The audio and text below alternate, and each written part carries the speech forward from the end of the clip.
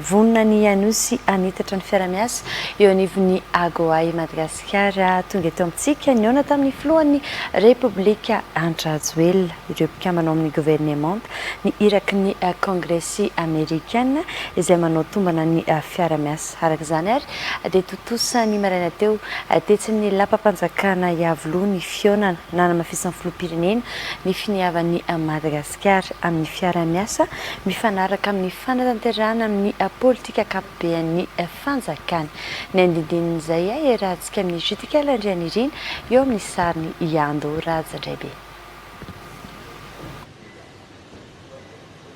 Délégation mafonja avy amin'ny Congrès américaine anatin'ny vomiera Ways and Means izay miandraikitry ny politika fifandraisana arabaratra États-Unis eo amin'ny raisam-pirenena no tonga niona tamin'ny fanjakana malagasy teto iavoloha androany ny momba ny Agoa no vetin-dresaka.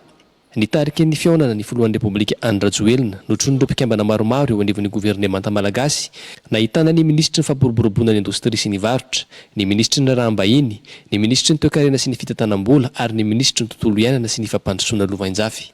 Tetsy ankilany, Andriamatoa John Smith filohan'ny vomiera Ways and Means no nitarika ny iraka avy amin'ny Congrès américaine.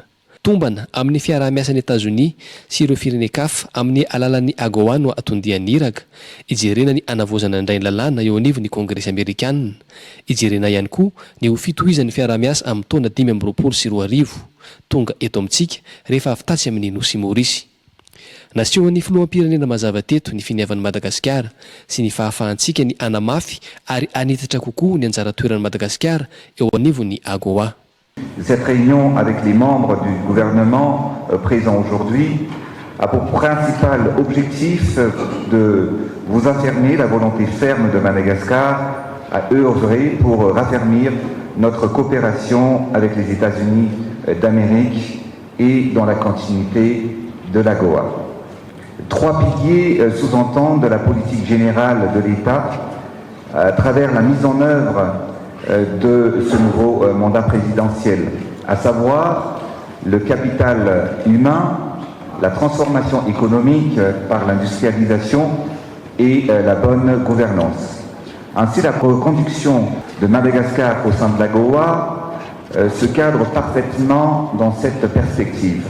Nous avons pris de nombreuses mesures pour accélérer l'industrialisation de Madagascar, incluant l'industrie textile, pour lequel l'AGOA joue un rôle important dans l'atteinte de cet objectif.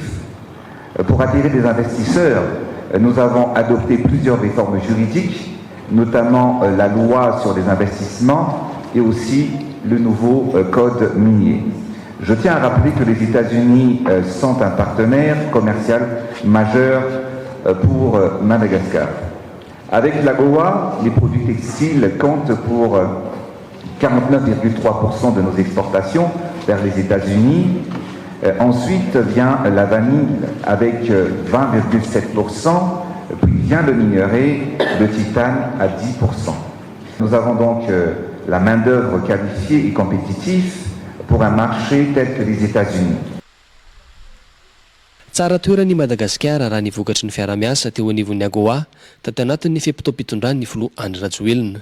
Ny taona 2024 dia tafiditra ho isan'ireo firenena 5 na vita nanondrana petsaka indrindra ny azo an'ny États-Unis isika. 730 ireo firenena tafiditra tanatin'ny Agoa tamin'izany.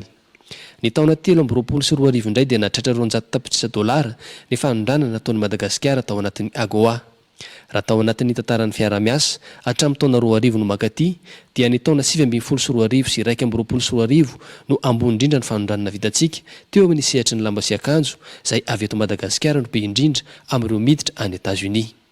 Ankehitriny, manamafy indray Madagasikara anatin'izao tomba natao izao fa ny fampiroboroboana ny indostria sy ny fanomezan-danjany maha-olona miaraka amin'ny fahaiza-mitantana izay napetraka ao andrin'ny fampandrosoana dia mifanaraka tanteraka amin'ny fiaramiasa ao anatin'ny Agoa ary tsy ianona amin'ny sehatry ny indostria ny lamba sy akanjo izay mbian-tsaina avy hatrany fa vonona ihany koa ary manana ny herijeka ilaina rehetra na ny akora na ny fahaiza-manao na ny finiavam-pona ho ento manokatra mba hisokafana amin'ny sehatra hafa ihany koa.